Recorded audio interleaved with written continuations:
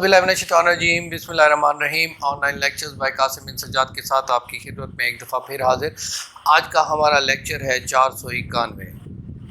491 को हमने डिस्कस करना है CRPC के हब्स पे जा में किसी शख्स को, किसी खातून को या किसी भी बच्चे को कैसे बरामद किया जाता है। इससे पहले हम अपना लेक्चर स्टार्ट करें, आपसे गुजारिश है कि अगर आपने मेरा चैनल सब्सक्राइब नहीं फरमाया तो काइंडली उसको ज़रूर सब्सक्राइब फरमा लें ताकि मेरी तमाम वीडियोस आप तक पहुंच सकें, और बेल आइकॉन को भी ज़रूर क्लिक कीजिएगा ताकि तमाम वीडियोस का फौरी तौर पर नोटिफिकेशन आप तक पहुंच सके। ये बात बहुत ही ज़्यादा अहम है कि आम तौर पर किसी भी शख्स को अगर हब्स पे जा में रखा गया है तो फौरी तौर पर उसको बरामद कैसे किया जाए। इसको कहते हैं हैबियस कॉर्पस। हैबियस कॉर्पस आमतौर पर गलतुलाम में कहा जाता है, लेकिन हैबियस कॉर्पस, हैबियस का मतलब हाजिर लाओ, कॉर्पस मतलब लाश इंग्लिश में कहते हैं।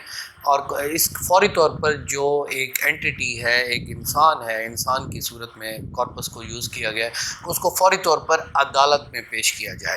अब हैबियस कॉर्पस की सबसे पहले जुरिस्डिक्शन हमने चेक करनी है कि who is the ultimate jurisdiction of court to entertain this application. इसमें ख़ास तौर पे 22A(b) में भी आमतौर पे एप्लीकेशन लोग देते हैं, लेकिन वो रिट पिटीशन होती है, पिटीशंस होती हैं। रिट जो होती है वो 199 के थ्रू होती है, और इसके अलावा जो 491 CRPC के लिए आप जस्टिस ऑफ पीस या सेशन जज को आप एप्लीकेशन दे सकते हैं, लेकिन वो जो अख्तियारात होंगे वो जस्टिस ऑफ पीस के नहीं होंगे, वो बतौर सेशन जज उसको एंटरटेन किया जाएगा। अगर आप ये मामलात जो हैं सिर्फ़ और सिर्फ सेशन जज साहब के अपने इलाके में, किसी भी डिस्ट्रिक्ट, मिसाल के तौर पर लाहौर में किसी शख्स को कहीं पर रॉन्गफुली कन्फाइन किया गया है, तो लाहौर के जुरिस्डिक्शन के अंदर अगर है तो उसको बरामद करने के लिए आप वहाँ के सेशन जज साहब को दरख्वास्त दे सकते हैं। इसके लिए ये ज़रूरी नहीं है कि आप लाहौर में रहते हैं या नहीं रहते। आप मुल्तान से भी ताल्लुक़ रख सकते हैं, आप किसी और प्रोविंस से भी ताल्लुक़ रख सकते हैं, लेकिन असल में यहाँ पर कॉज ऑफ एक्शन इस चीज़ की होगी कि where that person has been detained. अगर वो लाहौर में है तो वो लाहौर के सेशन जज के पास ये अथॉरिटी है कि उसको बरामद करने के लिए वो एप्लीकेशन को एंटरटेन किया जा सकता है। लेकिन अगर लाहौर में नहीं है और अगर पुलिस वहाँ पर ये बयान देती है कि लाहौर में नहीं है, तो फिर सेशन जज साहब की अपनी अथॉरिटी है, रिटन ऑर्डर वो उसमें नहीं कर सकते कि उसको बरामद करके ले आएँ। लेकिन आमतौर पर अगर वकील साहब इस पर स्ट्रेस करें और इमिनेंट डेंजर ऑफ लाइफ हो, तो पुलिस को ये हुक्म दिया जाता है कि कहीं से भी हो कि आप बरामद लेकर आ जाएं। लेकिन कानूनन आमतौर पे इसकी इजाज़त नहीं है, क्योंकि वो अपनी जुरिस्डिक्शन से बियॉन्ड जुरिस्डिक्शन चली जाती हैं। यहाँ पर चले ज़मीनी तौर पर मैं आपको डिस्कस करता रहा हूँ। दफ़ा 100 जो CRPC मजिस्ट्रेट होता है वो भी किसी को बरामद करने के लिए कह सकता है अपनी जुरिस्डिक्शन में। इसके अलावा जो अथॉरिटी है वो है हाई कोर्ट की। हाई कोर्ट की इनहेरेंट पावर्स हैं 199 के तहत कि वो किसी भी शख्स को 491 के तहत अपने जुरिस्डिक्शन, वहाँ भी एक जुरिस्डिक्शन होती है, लेकिन हाई कोर्ट में जब आप चले जाते हैं तो वहाँ पर आम तौर पे उस शख्स को ज़रूर बरामद किया जाता है और उसके बयानात बहुत ज़रूरी होते हैं। अब वहाँ पर एक इशू होता है कि कौन कौन से शख्स वहाँ बरामद हो सकते हैं, कौन कौन से पर्सन वहाँ बरामद हो सकते हैं, और किन को होना चाहिए, किन को नहीं होना चाहिए। सबसे पहले कानून ये है कि any person has been detained without his consent, उसकी आज़ाद मर्ज़ी के बग़ैर उसको डिटेन किया गया है और वो वहाँ उसके साथ रहना नहीं चाहता, चाहे वो मियाँ बीवी हो, चाहे माँ बेटा हो, चाहे बाप बेटा हो, चाहे बहन भाई हो, चाहे भाई हो, चाहे कोई और शख्स हो, चाहे उसमें कोई नौकर मुलाजिम हो, चाहे एम्प्लॉय हो, चाहे मालिक हो। कोई भी शख्स अगर इलीगली डिटेन्ड किया गया है तो उसको बरामद इन तीनों फोरम पर रिस्पेक्टिवली किया जा सकता है। अब सवाल ये पैदा होता है कि जब उसको वहाँ बरामद करने के लिए आप एप्लीकेशन देते हैं तो who are the person eligible to move for the application, कौन ऐसा बंदा है जो ये दरख्वास्त दे सकता है। सबसे पहले तो उसका करीबी रिश्तेदार अहम है कि अगर उसको वो कहे कि कॉज ऑफ एक्शन मेरी बनती है कि मेरा ये रिश्तेदार है। लेकिन कानून ये कहता है कि अगर आपके इल्म में है कि किसी भी शख्स को ایلیگلی ڈیٹین کیا گیا ہے تو یہ ضروری نہیں ہے کہ آپ کا اس کے ساتھ رشتہ ہو.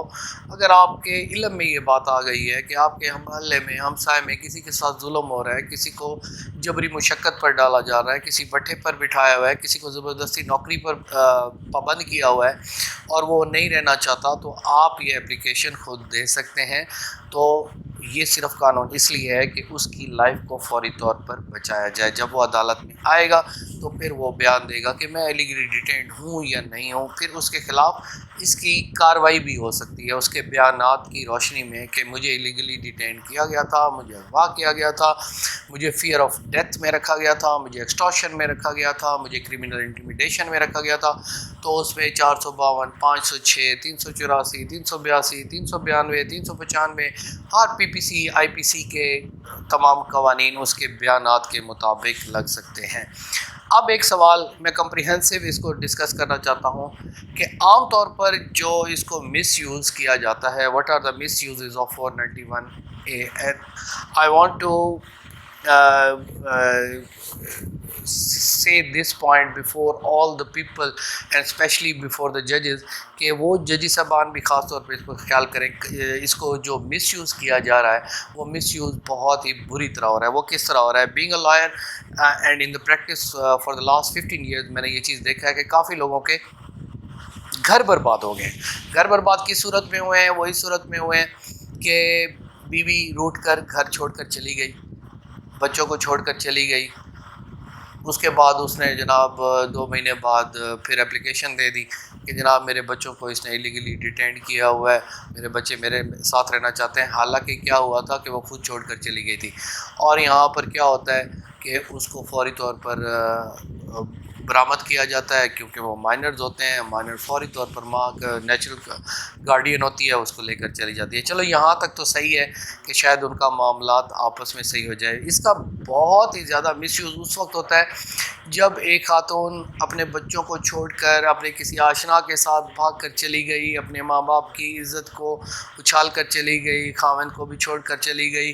پھر اس کے بعد یکدم اس کی ممتا جو ہے وہ پھر دوبارہ، کیونکہ نیچرل وہ ماں ہے، وہ پھر چاہتی ہے کہ پھر بچے مجھے واپس مل جائے.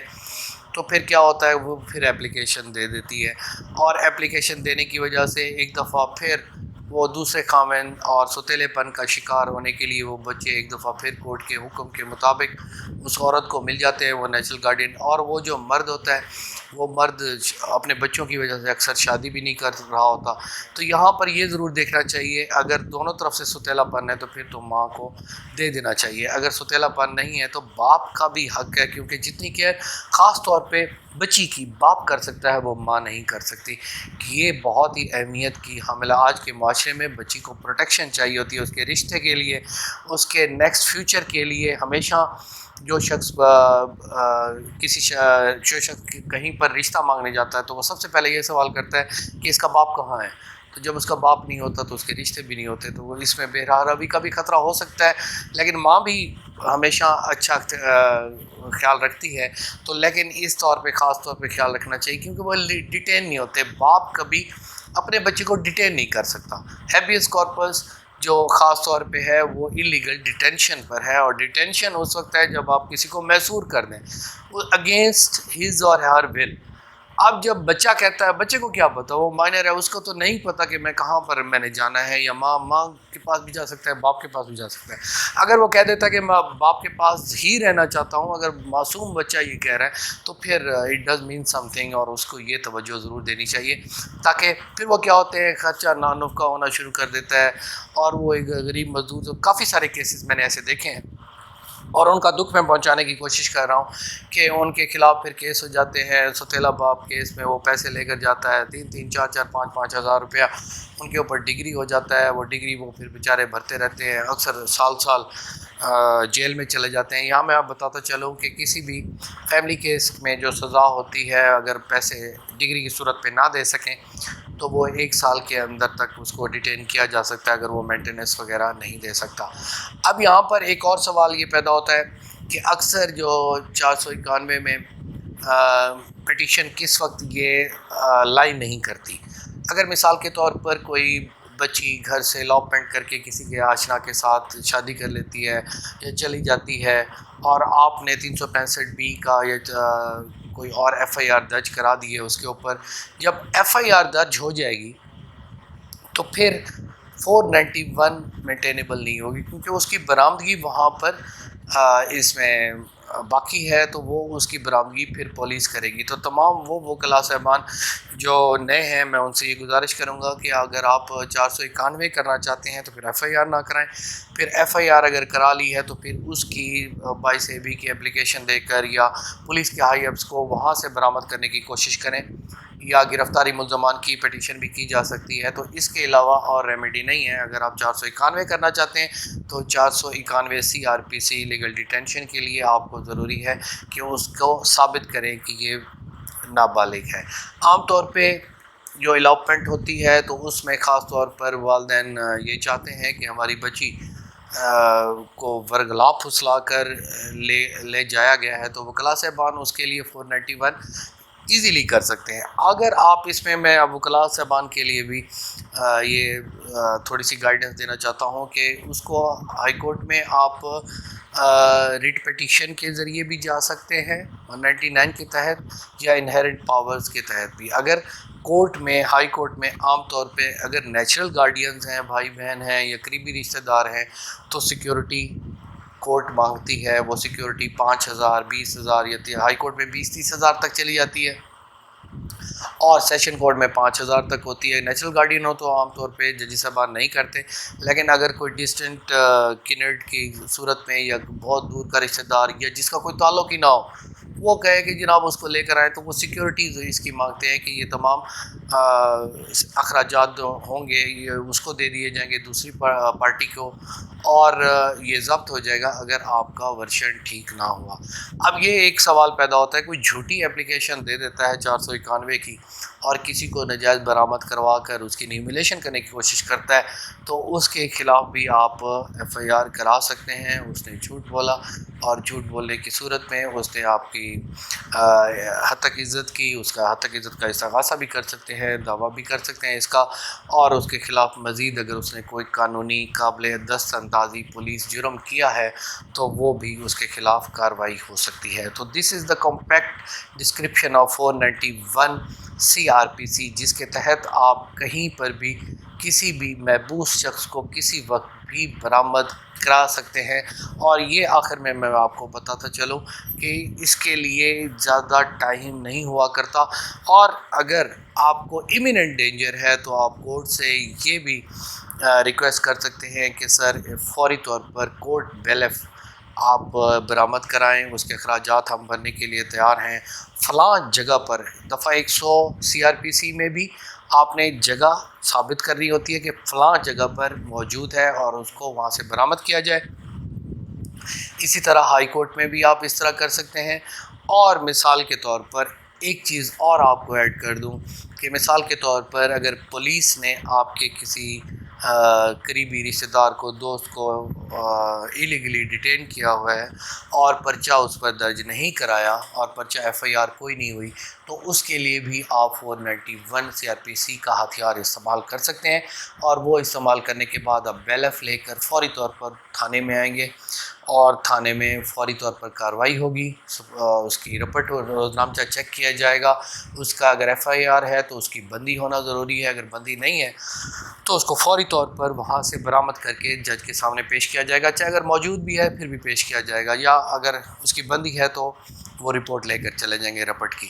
تو اس صورت میں بھی آپ اس کو برآمد کر سکتے ہیں۔ تو تمام وہ چیزیں جو میری نظر کے مطابق، میرے ایویڈنس کے مطابق اور میرے تجربے کے مطابق 491 میں جو باتیں ہیں وہ میں نے جناب کو پیش کر دی ہیں۔ تو انشاءاللہ نیکسٹ لیکچر میں مزید کسی اچھے ٹاپک کے ساتھ اگر آپ کی کوئی سجیشن ہو تو وہ بھی حاضر ہیں۔ یہ کافی نئے وکلاء صاحبان نے یہ حکم فرمایا تھا کہ یہ اس پر ہمیں باقاعدہ ایک لیکچر دیں، تو یہ لیکچر جناب کی خدمت میں حاضر ہے۔ Thank you very much for your assistance and for your guidance and for your support. Please help me in this legal matters and for betterment of the society of the Pakistan. Thank you very much. Take care of yourself. Pakistan Zindabad.